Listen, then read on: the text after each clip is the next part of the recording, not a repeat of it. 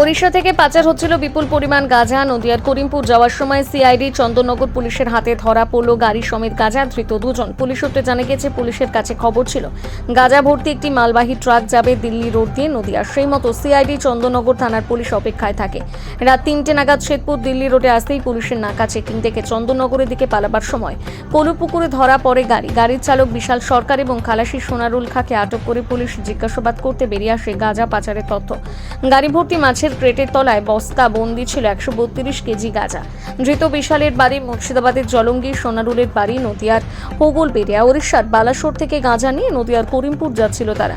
চন্দননগর পুলিশের ডিসিপি অর্ণব বিশ্বাস এদিন চন্দননগর থানায় সাংবাদিক বৈঠক করেন।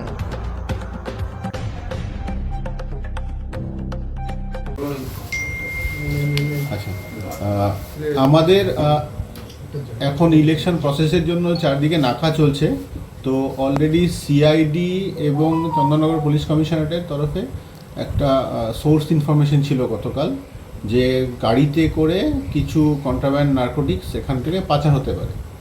তো সেই মতো আমাদের দিল্লি রোড থেকে যে শেরপুর যে জায়গাটা আছে, ওখান থেকে যে ফ্লাইওভারটা আছে এসে জিটি রোডে যে রাস্তাটা আসছে, ওখানে কলুপুকুর মোড়ে নাকা চলছিল। সেইখানে আমরা কালকে একটা আইচার প্রো গাড়ি ডিটেন করি এবং তল্লাশি করে সেই গাড়ি থেকে টোটাল এখনও অবধি 132.86 কেজি, মানে হিউজ অ্যামাউন্ট গাঁজা আমরা ধরি। এবং এই গাড়িতে করে যারা নিয়ে যাচ্ছিল দুজনের নাম সেগুলো আমরা জানতে পেরেছি ওদের কাছ থেকে। যেটা হচ্ছে গিয়ে বিশাল সরকার এবং সোনারুল খাঁ। একজনের বাড়ি হচ্ছে জলঙ্গি আর একজনের বাড়ি হচ্ছে হোগলবেড়িয়া।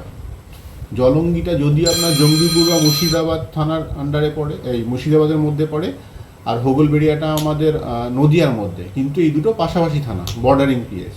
তো এরাই এটা নিয়ে যাচ্ছিল। এদের বক্তব্য শুনে জানা গেছে যে এরা বালাসোর থেকে, ওড়িশার বালাসোর থেকে এটা প্রকিওর করে ওদের ওখানে করিমপুরে কোথাও একটা ডেলিভারি দিত। এটা এখন অবধি প্রাইমারি ইনফরমেশন, আরও ইনভেস্টিগেশন চলছে, আরও অনেক কিছু তথ্য আমরা পাবো আশা করছি। পুলিশ মানে চেস করার সময় কিছু হয়েছে যে ওরা গাড়ি নিয়ে? না, চেস করার মতো কিছু না। আমাদের সোর্স ইনফরমেশন ছিল যে এই দিকে রাস্তায় আসতে পারে বা আসছে, তো সেই রকম আমাদের বিভিন্ন জায়গায় নাকা চলছে।